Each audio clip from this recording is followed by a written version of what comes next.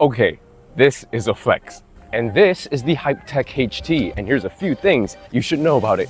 Now, Hyptec is Ion's luxury arm, so it feels familiar, just elevated. Looking like the love child of a Model Y and a Macan, the HT kind of blends into the background with its somewhat generic styling, but in this color, it definitely stands out. And of course, its calling card are the rear gull wing doors. Oh yes, this will definitely turn heads. But I know what some of you might be thinking. What about the car that parks next to me? Well, the opening distance is only about 34 cm, so that is actually not going to be an everyday problem. What I would be more concerned about are car parks with low ceiling heights, and that is why there are 12 sensors on each of the rear doors to prevent accidental bumps either outwards or above.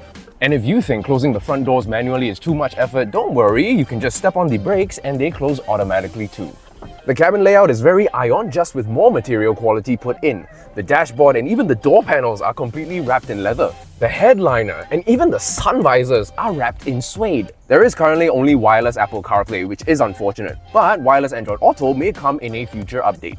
Also, again with the missing glove box, you only get one tapao hook.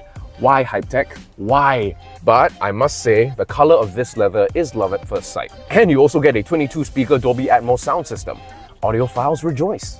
Behind the driver's seat, the rear passenger gets a work desk on this side and a footrest on the other. And it ain't no slouch in the performance side either. 335 horsepower gets you from 0 to 100 in 5.8 seconds. But this is a car that rewards you for driving more normally. The suspension and NVH levels are one of the most comfortable I have ever been in. You waft over bumps and undulations. It is a luxury vehicle, so I would expect it to be as such. But the suspension is surprising. It is comfortable enough for everyday use, but it also feels planted enough for the occasional fooling around corners.